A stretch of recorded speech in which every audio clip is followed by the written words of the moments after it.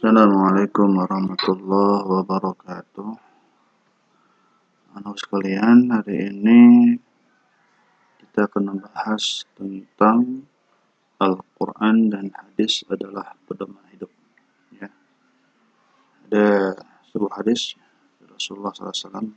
Rasulullah bersabda, "Man qara'a harfan min kitabillah falahu bihasanatun wa hasanatu bi'asyri amsalha." La qul la alif lam mim harfun walakin alif harfun wa lam mim harfun wa minhum harfun mimun harfun. Siapa yang membaca satu huruf dari Al-Quran, maka baginya satu kebaikan. Dengan bacaan tersebut, satu kebaikan dapat menjadikan 10 kebaikan. Semestinya dan aku tidak mengatakan alif lam mim satu huruf, akan tapi alif satu huruf, lam satu huruf, mim satu huruf. Hadis riwayat Tirmizi. Nah, apa sih Al-Quran itu?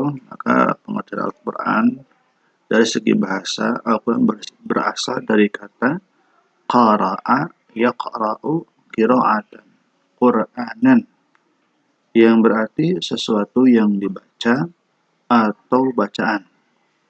Dari istilah, Al-Quran adalah kalamullah yang diturunkan kepada Nabi Muhammad SAW, ya, oleh malaikat Jibril, ya, yang disampaikan secara mutawatir, ya, dan juga dalam bahasa Arab, ya, ditulis dalam mushaf mulai dengan surat Al-Fatihah dan diakhiri dengan surah An-Nas. Ya, Allah berfirman, "Inna hadal Qur'ana yahdi lillati hi aqwam wa yubashshirul mu'minina alladhina ya'maluna as-salihati anna lahum ajran kabira." Sesungguhnya Al-Quran ini memberi petunjuk ke jalan yang paling lurus dan memberi kabar gembira kepada orang mukmin yang mengerjakan kebajikan bahwa mereka akan mendapat pahala yang besar. Ya, ini sekalian luar biasa.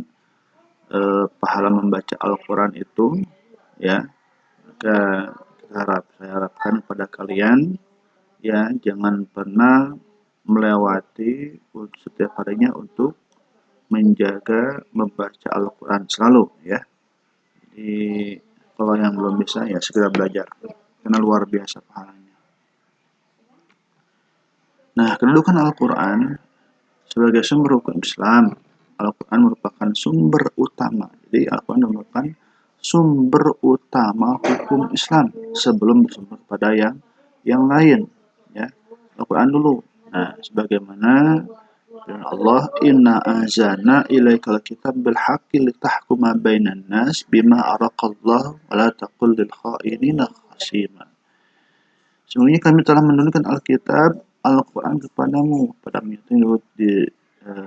Nabi Muhammad SAW, membawa kebenaran agar engkau mengadili antara manusia dengan apa yang telah diajarkan Allah kepadamu, dan janganlah engkau menjadi penentang orang-orang tidak bersalah karena membela orang yang berkhianat.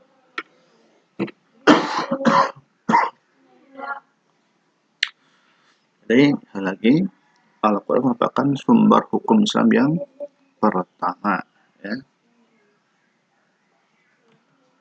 Nah, lalu apa kandungan hukum dalam Al-Quran? Yang pertama adalah berkaitan dengan masalah akidah atau keimanan, ya.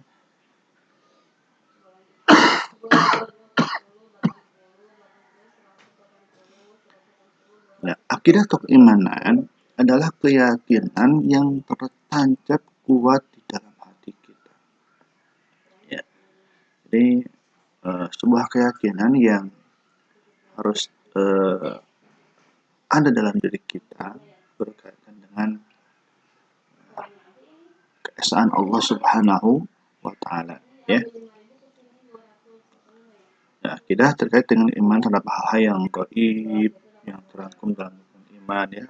Iman pada Allah, malaikat, kitab suci, para rasul, hari kiamat, dan qadar.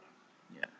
Yang kedua berkaitan dengan masyarakat syariah atau ibadah yang mengatur bagaimana seharusnya melaksanakan ibadah itu, ya, yang sesuai dengan ajaran Islam, sesuai dengan yang dicontohkan oleh Rasulullah SAW, ya, seperti kita berwudu, melaksanakan sholat, itu harus sesuai dengan apa yang diajarkan oleh Rasulullah SAW. Ya. Bagaimana supaya sholat kita sesuai dengan apa yang ada diajarkan oleh Rasulullah? Maka kita harus belajar kepada para ulama, kepada para ustadz, ya, karena dari mereka lah kita akan tahu ibadah yang sesuai dengan apa yang diajarkan oleh Rasulullah SAW. Kalau tidak belajar ya nggak akan bisa, ya, karena ibadah itu harus dengan ilmunya, ya. Kalau ibadah dengan tanpa ilmunya maka tidak sah hukumnya, ya. Terus hukum muamalah mengatur interaksi antara manusia dengan sesama, karena manusia adalah makhluk sosial, ya, diatur dalam Al-Quran. Yang ketiga dengan akhlak atau budi pekerti, ini berkaitan hukum dengan akhlak. Al-Quran menuntun bagaimana seharusnya manusia berakhlak atau berperilaku baik kepada Allah, kepada semua manusia, akhlakul karimah, ya. Yang kedua adalah pengertian hadis atau sunnah. Hadis merupakan perkataan atau ucapan, ya, kan istilah segala perkataan, perbuatan dan ketetapan atau takrir yang dilakukan oleh Nabi Muhammad SAW adalah ucapan atau perkataan Rasulullah SAW.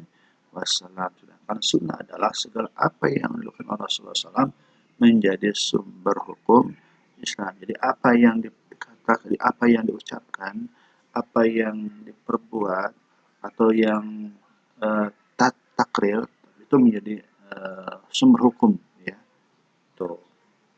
Ya, karena Rasulullah SAW itu merupakan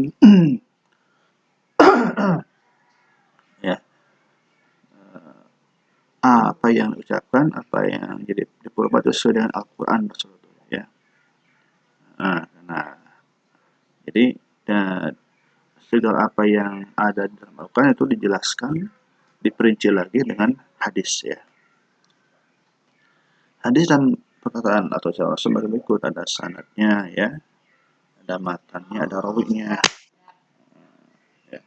Sanad itu kelompok orang atau seorang yang menyampaikan hadis dari Rasulullah SAW. Itu siapa? Ya, seperti Sayyidah Aisyah, ya, hadis Imam Bukhari, Imam Muslim, itu periwayatnya.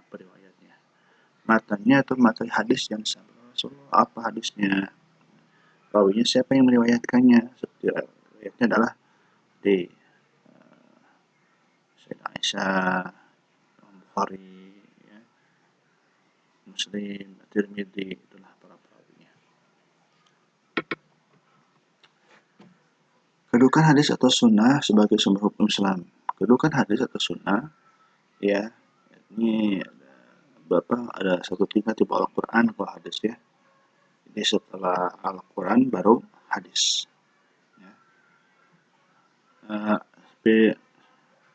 Ini ada firman Allah, wa ma atakum rasulu fakhudhu wa ma nahakum anhu fantahu wattaqullaha innallaha syadidul iqab.